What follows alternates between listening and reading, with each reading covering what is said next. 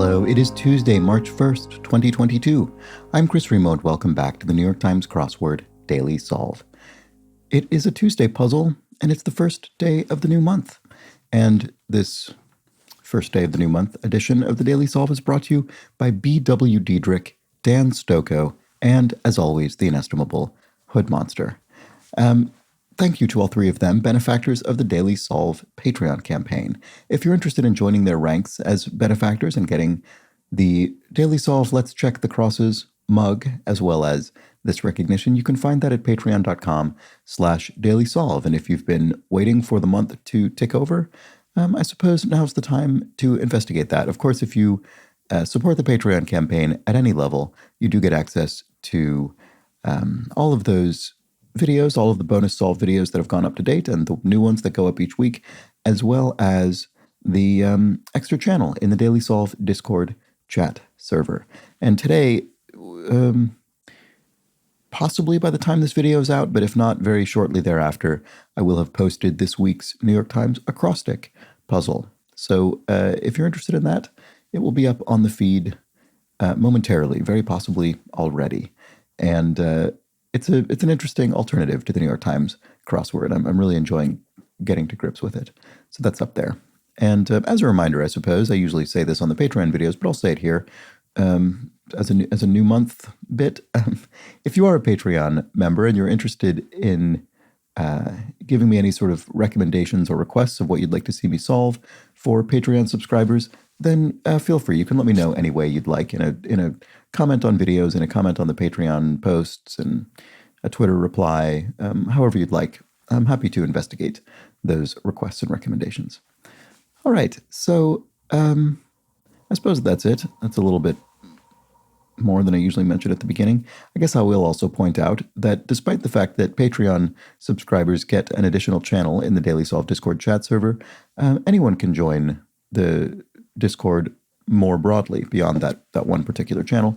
And there's a link in the description field underneath the video. There's been a wealth of community-created crosswords in the Constructor's Corner channel in the Discord over February. So I will have many to choose from for this month's Constructor's Corner Patreon video, where I solve crosswords made by the community. So I'm very much looking forward to that. And you can solve all of those yourself simply by joining the Daily Solve Discord chat server and give feedback to the constructors. And I think they very much appreciate that people's experiences solving their puzzles. All right. All that said, let's get on to today's crossword. This is, of course, a Tuesday puzzle, and it was constructed by Lisa Senzel and Jeff Chen. Now, Lisa Senzel is a debut constructor, and Jeff Chen is about as far as you can get from a debut constructor. He is an just absurdly experienced crossword constructor, and indeed is also the person who runs the Xword Info website, which is occasionally mentioned. People occasionally bring it up in comments for various purposes. It's an incredibly useful resource if you're interested in all kinds of data about the New York Times crossword. For instance, if you'd like to know if a crossword's answer was a debut answer, that site will tell you not only whether that answer has been is a first-time appearance in the New York Times crossword, but also whether it's a first-time appearance in the Will Shortz era in particular. There's just all sorts of information. xwordinfo.com, and that's maintained by today's co-constructor, Jeff Chen. So let's get on with the puzzle. Okay, we have an interesting bit of symmetry here. We have symmetry about a vertical axis, which is sort of unusual. And then we have these two by two squares of shaded cells down at the bottom of the grid. So something's going on here. This sort of maybe looks like a person. You can see these arrangement of black cells at the bottom sort of look like legs with feet poking off, and maybe over on the side these are arms, and this is a head, and maybe these are sort of curls of hair coming down. I really have no idea. Anyway, well, no clue. Let's just go through. Yaks. Yaks could be gabs, as in chats, that kind of thing, but I'm not sure. Parked oneself could be sat. Let's check the crosses on this gabs. Cajun stew, yes. Cajun stew could be a gumbo. And there's an asterisk on this clue, so I assume that means it will be a theme. answer, theme clue. And indeed, it is. We have a revealer here on 56 across, which is nicknamed for New Orleans, celebrated by the answers to the starred clues, and suggested by the shaded squares. All right, well, we'll get to that eventually, but for now, let's keep checking these crosses. Pop culture site created as a supplement to The Onion. This is the AV Club, which once was indeed the cultural criticism section of the satirical newspaper The Onion. The AV Club itself is not a satirical publication, and eventually it split off into its own publication. So, and that's it. That's the answer. Egg layer containing the iris is the uvea. I haven't seen this in the crossword in a while, but it does come up in the crossword not infrequently. It's one of those words that it's not really crosswordese. It's a perfectly, I don't know, ordinary anatomical word, but it's good. It's worth knowing for crosswords, I would say. Aspiring docs exam is the MCAT, which is something like the medical. I should have just glossed over this and sailed by it. I never remember all of the different acronyms for the graduate school exams. But anyway, this is the one for medical school, the MCAT. If someone explains to me what this is, I may or may not read it tomorrow because it's been explained to me so many times and I should just remember by now. Arrive at, ahead of, could be beat to. You could beat someone to a party, I don't know. Sandwich known by its initials as BLT, the bacon, lettuce, and tomato sandwich.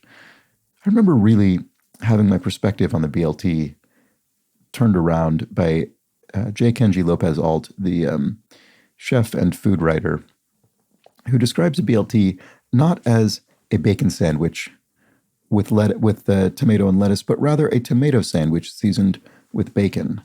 He has he's an incredibly non-dogmatic food writer, but he does have, I think, as sort of a bit of a tongue-in-cheek affair, a BLT manifesto, and it really is worth reading if you're interested in making an excellent bacon, lettuce, and tomato sandwich. All right, to one-up is to outdo somebody. Empty as a purse. Empty as a purse. Now, this could be an adjective or a verb. It could mean a purse that is empty, state of emptiness, or it could be to empty a purse. It could be the act of emptying out a purse. I'm not sure which it is. Main drag of the French Quarter, and this is related to New Orleans. I'm sure I know this, but I just can't really bring it to mind. What about this? Screenwriter Ephron would be Nora Ephron. And if one is not taking sides, one is neutral. Good position for this, right in the center of this across row. Prepare as king cake. Oh, as a king cake. I'm not sure I know what a king cake is. We'll have to see. Baseball family name. I have to admit, I know this entirely due to baseball. Sorry, not due to not due to baseball, rather due to crosswords. The Alu family. I'm aware of that from previous crossword use. Steps dwelling. This could be a yurt. You could live in a yurt on the steppe. The sort of, the sort of Eurasian plains.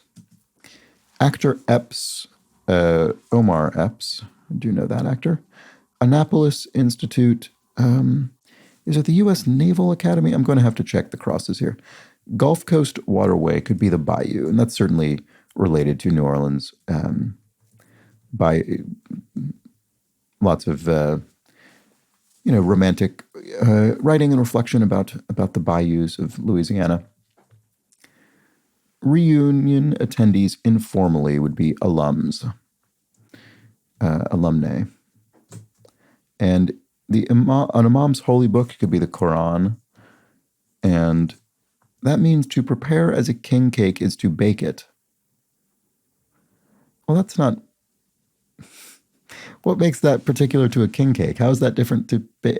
I suppose there are types of cakes that are not baked. There are all sorts of, I don't know, there's a urinal cake. There are many cakes that aren't baked. But I think if one simply referred to a cake, I think most of us would assume the sort you bake. So what makes king cake in particular a useful part of the clue here? I'm not really sure. Yeah, I don't know. I don't know why that needs to be there. Someone maybe will tell me. In any case, that has been closed out, so let's keep going. Former Italian money could be the lira prior to the euro, the adoption of the euro in Italy. And yay me could be, well, I won, or would be the most obvious, but it doesn't fit. What about this? Lives in. Dwells in. The in, of course, in parentheses means we're going to apply that in not just to the clue, but to the answer as well. So whatever the answer will be, it will be something's in, because that in, the parenthetical in, is applied to both. Okay, blank de plume, nom de plume, is someone's chosen name for artistic purposes, I suppose. And St. Charles or Esplanade are, either one of these must be an avenue, and this is an or clue, so it is actually singular, even though there are two examples: the St. Charles or Esplanade, St. Charles Avenue or Esplanade Avenue. I presume. I mean, we'll have to check the crosses here. Never Have I Blank, Mindy Kaling Netflix series. I don't know this series, but it must be Never Have I Ever. And actor Platt of Dear Evan Hansen. I don't know. I think the stage version of Dear Evan Hansen was advertised constantly here in London, but I'm not sure if that's what this is. This is probably a movie version, I would think, actually. I don't know. Campbell of Scream, I do know this. Nev Campbell, that I know. So Len Platt, maybe? And Simpson family member who says, get bent. Is it Bart? Oh, it must be Ben Platt. So Bart is the Simpsons family member. Ben Platt is from Dear Evan Hansen. And an uprising could be a revolt. 2010 to 2013 HBO series set shortly after Hurricane Katrina would be Treme, from David Chase of The Wire, right? And yay me could be I rule. Lives in, resides in. There we go. Probably should have gotten that more quickly, but I didn't. That's fine. This looks like something street, doesn't it? Main drag of the French Quarter. Why do I not see what this is? Boy, I really think I probably should know this, but just not getting there. And here we have some NCOs, some non-commissioned officers would be sergeants in a military. And to attempt something is to try it. Eccentric. I don't know. Batty, that's probably a little much for eccentric. Hang on a sec in texts.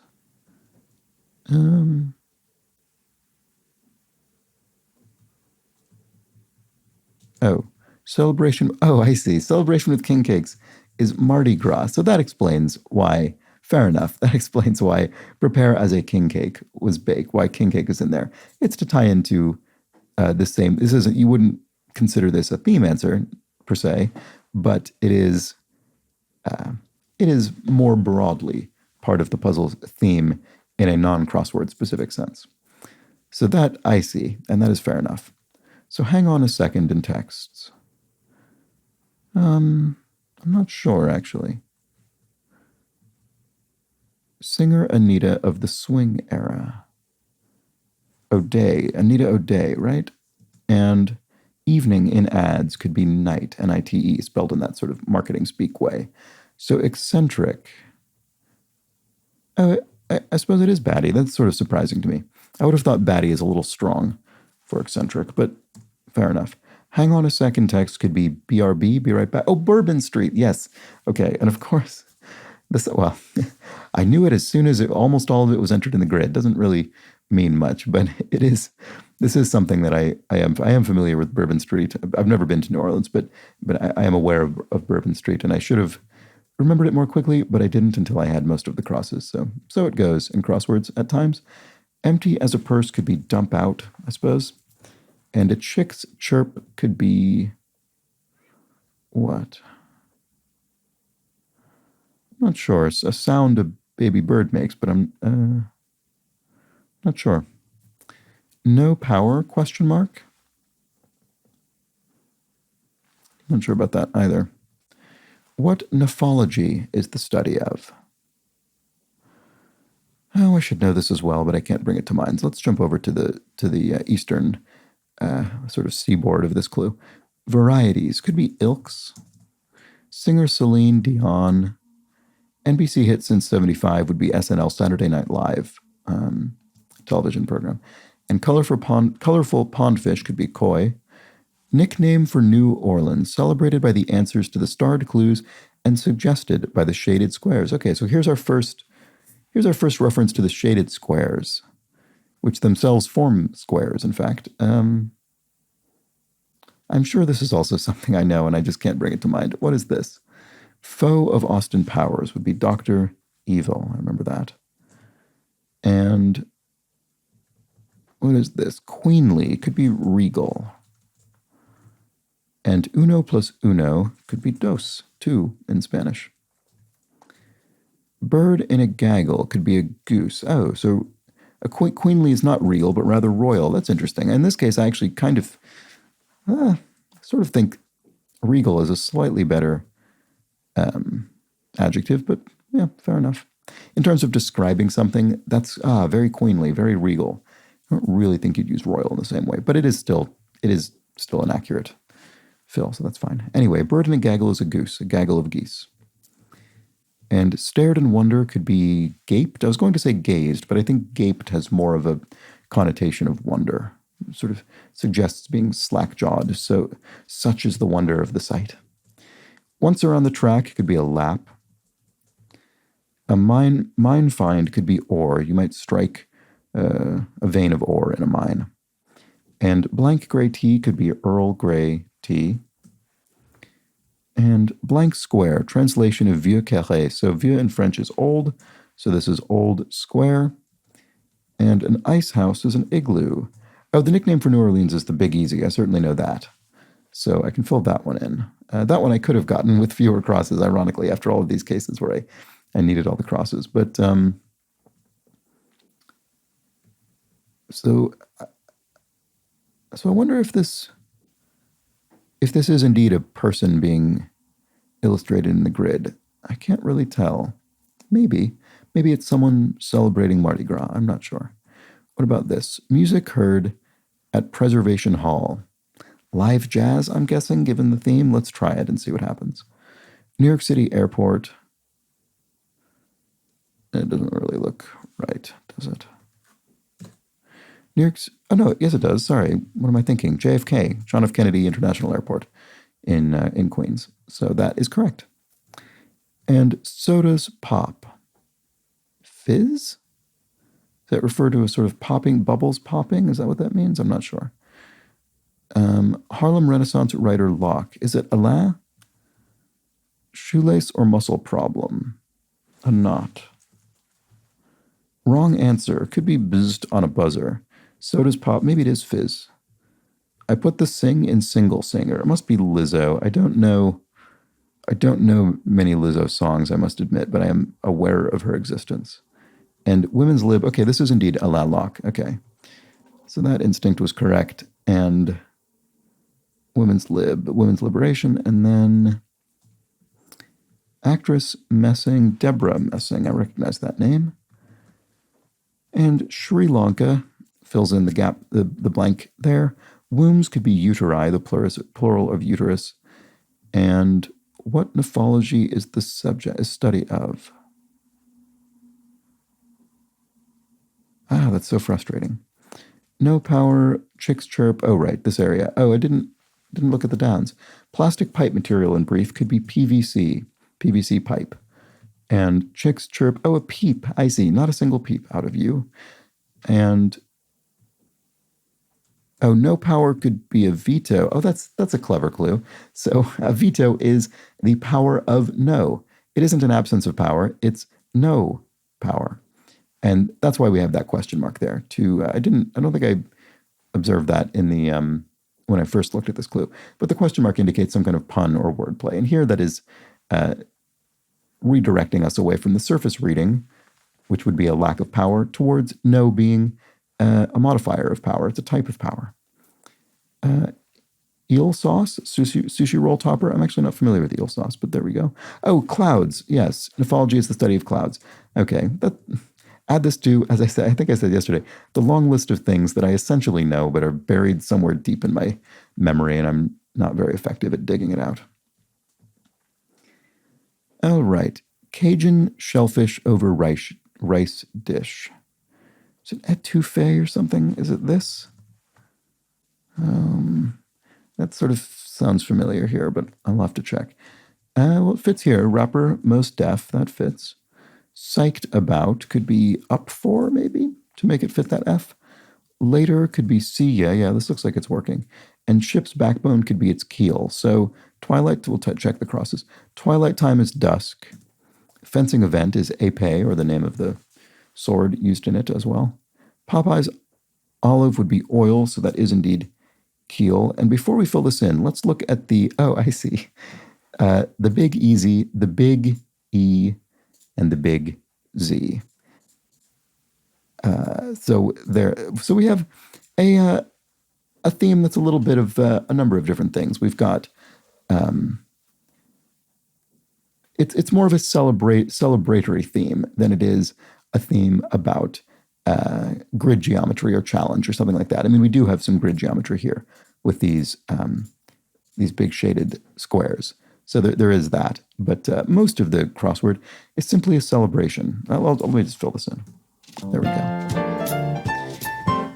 So we have Gumbo, the Bayou, Bourbon Street, Mardi Gras, St. Charles and Esplanade Avenues, Treme, Etouffee, Live Jazz, and Old Square, translation of Vieux Carré.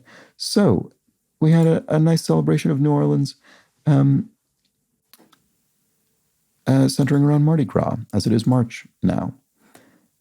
Oh, no, that's not what that is. It's Fat Tuesday? When is Mardi Gras? It is Fat Tuesday, right.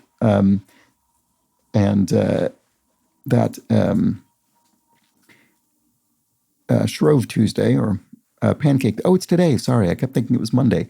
Yes, today is Shrove. Today is indeed Shrove Tuesday, which is the day before Ash Wednesday, and here in the UK known as Pancake Day. And in fact, I'm going to make pancakes after this video has concluded. So indeed, happy Mardi Gras, and a very nice celebratory puzzle by Lisa Senzel and Jeff Chen to celebrate that. So, I think not a dramatically difficult puzzle beyond that. It probably helps if you know some of the New Orleans bits, which I had mixed success with that. Certainly should have done better than I did in that regard, but got a few of them, and that helped out. Yeah, these could be, I'm just looking at some of the crosses. This could be tough. Nev Campbell and Treme, if you somehow don't happen to know one or both of those, which would be entirely plausible. Probably a few of those throughout. Anyway, a fun puzzle, a fun theme, a nice celebratory theme. And let's put up the spoiler wall, because now we can discuss some clues from yesterday's puzzle. Actually, I think there might only be a couple of them. Let's see. Now, the thing I want to read primarily is a comment from James Draper, who explains, after completing the puzzle, which I found surprisingly challenging for a Monday, I discovered that Zach Sherwin, the constructor, has a YouTube channel, and one of his videos actually explains the concept behind today's theme. Now, this is useful because I was sort of confused about the theme. If you recall, there were several theme answers, and each one had 3 shaded cells twice in that word containing the same letters. So, you know what? I should bring up some examples of it so I can remember. Right. So, for instance, the word Animaniacs has the letters A-N-I present twice, and they were highlighted. Those A-N-I segments were highlighted with gray cells. And so James Draper explains, but I didn't really know why. I didn't really know what that was referring to. James Draper says it's very tenuous, but in a fun way. It's based on the practice in classical art of martyrs being depicted carrying their own heads. So this refers to martyrs who were beheaded. And then, as James says, in a painting or a sculpture, their headless bodies carrying their own head. I suppose sometimes the figure is still headed, but generally the figure is beheaded and the head is in the hands. This is known, James says, as cephalophoric art. The theme answers thus could be described as being cephalophoric words, as the first three letters of these answers, i.e. the head, are repeated elsewhere in the word. As I say, tenuous. I'd never have figured out that connection in a billion years, but I'm very happy to have learned something. So indeed, I missed that mechanic, I suppose, that rule of the puzzle, and it is the case, that the three repeated letters were always the first three letters of the clue. I didn't notice that. I have to admit, had I noticed that, I don't think it would have inspired me to say, aha, these are cephalophoric answers. But it is a very interesting thing to know. So we had Okefenokee, which was the swamp, I think, from Pogo, which repeated O-K-E. We had Animaniacs repeating A-N-I, 30-something repeating T-H-I, Wordsworth repeating W-O-R, and Chinchilla repeating C-H-I. And each of those was repeating the first three letters, cephalophoric art. So there we have it. And then I actually had one more comment saved. What was it? Let's see. Kathy Swope, right, this refers to Jeanette Rankin. Kathy Swope says, November 6, 1916, 4 years before the 19th Amendment guaranteed the right of women to vote, Jeanette Rankin of Montana became the first woman elected to the United States Congress. Rankin served 2 non-consecutive terms in the House, which coincided with World Wars I and II. Known for her votes to keep America out of those conflicts, Rankin was also an activist who worked to expand voting rights for women, better working conditions, and improved health care for women and infants. So that is very good knowledge. Thank you, Kathy. And I think that's all I had from yesterday. So with that, I will wrap up this puzzle. Have a very good Mardi Gras. If you did enjoy this video and have been enjoying this series or are new to the series, who knows, do subscribe to the channel. I'd very much appreciate that. Subscribe to the channel, like the videos, do whatever the things are that one is meant to do for a YouTube channel. And if you think you know someone who might enjoy it, pass it along, either directly or through your online community of choice as some kind of broader recommendation. I'd appreciate any of these. That word of mouth is the only tool I have, really. So thank you so much to anybody who has, taken advantage of that tool. And thank you to everybody who has backed the Patreon campaign. I very much appreciate that as well. And I'll be back tomorrow, of course, for the Wednesday puzzle, maybe a little step up in difficulty. And I hope you join me. But until then, please do have an excellent remainder of your Mardi Gras Tuesday, Shrove Tuesday, Pancake Day, whatever you may call it. All right, take care.